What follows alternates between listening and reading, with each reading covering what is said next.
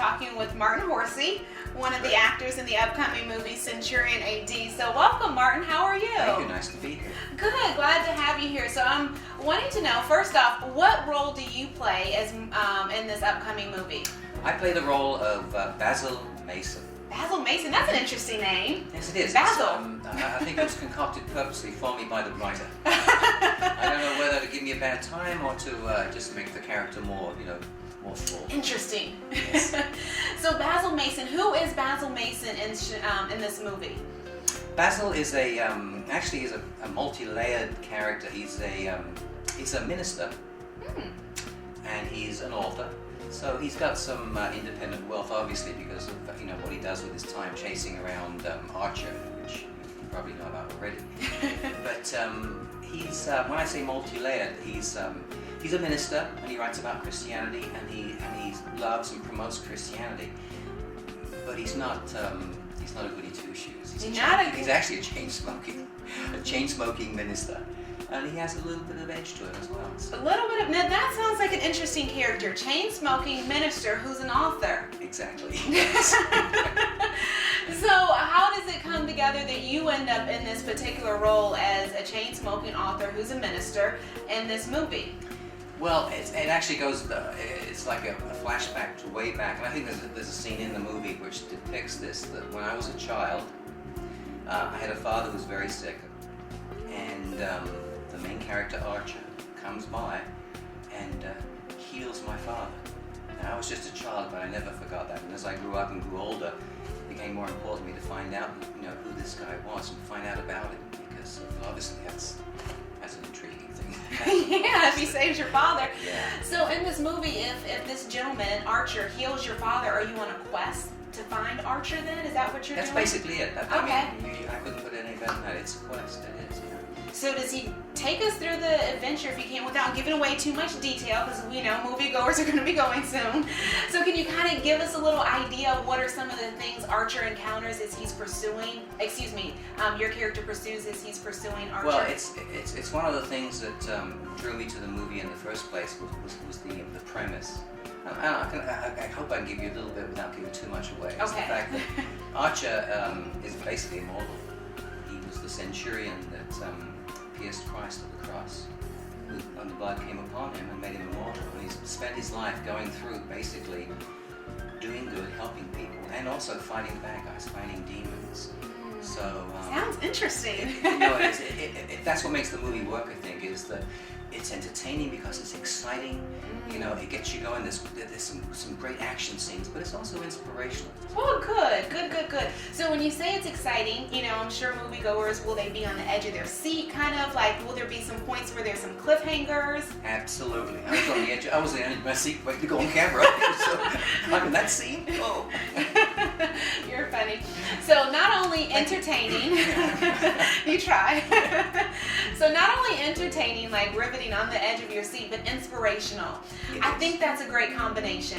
When you see so much of what we, is projected on the big screens, it's not a reflection of that at times. So this is kind of a shift from probably what some moviegoers are accustomed to. Exactly. Yeah. In fact, the main character, Archer, is not the only really inspirational one. It's what's accomplished through the movie. Actually, the character with the biggest character arc is Kim, the woman that I team up with, because she starts off as an atheist or maybe agnostic, but by the end of the movie, she's become a complete believer. So we sort of follow her transition throughout the movie, and it's great to watch with all the excitement happening in the meantime, demons showing up, and Now, do you have to encounter any demons yourself? I do, but I'm sort of a chicken. I sort of hide behind the main character Archer when that happens. I don't do any fighting of demons. You're not ready to take on the demons. Not yet. Not yet. Not physically, anyway. Not physically ready. Well, that is right there. I mean, that's not something probably moviegoers are used to, seeing demons and angels. We get a lot of science fiction, but not a lot of demons and angels. Do you think the audience is ready for that? Well, there's been some movies and some product out there that goes along those lines. But this sort of steers it back into the inspiration of where it's promoting the Christianity. That's the good part about this. I mean, that's what makes it different. Well, I'm glad to see something like that on the big screen. As a Christian myself, it's great to see see, faith-based movies coming out. You don't see many of them. Do you think moviegoers are ready for that? Or are they just hungry? Like, when was it going to come? I just think once it's out there, you wait and see, because of the United States of America is not the East Coast and the West Coast. There's a country between, and we're a Christian country. It may be so politically incorrect to say so. And you know what? You say politically incorrect, but I mean, our country is founded upon Christian principles. Right. So I think something like this, to me, is only natural that we would be seeing that, but so much of what we see in Hollywood isn't that. So it kind of does, make you wonder, how will moviegoers respond? What do you think? I think they'll respond well to it. I really do. I think they'll come out, they'll tell their friends, and you'll see whole church groups come out and see this. Do you think it'll be something kind of the big movement that we saw with The Passion? Do you think it'll have a similar sort of... That would be lovely.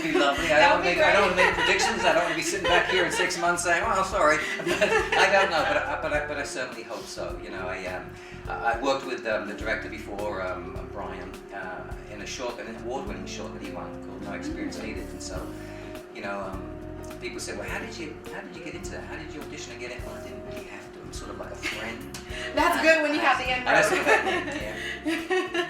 Now, you mentioned Brian, the director. What was it like working on set with him and just working through that whole entire process with Brian? Oh, well, let me see if I can say something about it. Is there anything that you can kind of pull out of that file that's good? Something actually, no, I'm just kidding. He's a real nice guy. Like I said, I've worked with him before, and he's not just somebody I work with, he's a friend. We've collaborated before on other projects. So I guess you were excited then to be a part of this. Yeah, and one thing about Brian, he lets you know what he wants, and he lets you do it. And if you do get off course, he's very kind when he brings you back on course. I guess that's a good thing when you have a director who's kind and understands and kind of can give that direction to you as an actor that you need to make that role come alive. Yeah, it has to be fun. I mean, some of these scenes that we shot, we were up to like 3:30 in the morning shooting some of these things. So the director had better be kind. And his wife made lovely cookies, so... I bet that helped too. Kept you coming back to the next day. Yes. As I say with this one, since I worked with Brian before, he pretty much wrote this role with me in mind. Most of the roles I do anyway, I try and put a little bit of me in it.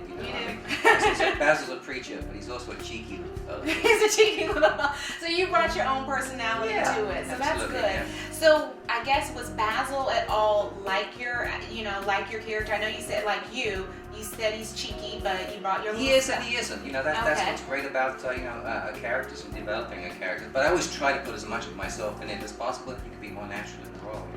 Is it nice when you have a director? I know you mentioned Brian wrote this character with you in mind. Is it nice when you have a director who crafts a role for you? Yeah, I think so. Because one of the things when he was doing so, he knows me pretty well. We've known each other for a number of years, so it wasn't a stretch for him to think about how can I write a role for Martin that he'll fit into nicely. So it was a natural role for you. Yeah.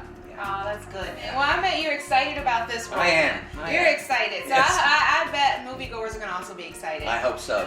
Well, good having you here. Thanks so much for joining us. We're excited to see this movie come out. Come see the movie. Yes, go see the movie. You heard it right here from one of the lead actors himself. Thank you so much. Thank you, Alicia. Bye now. Bye.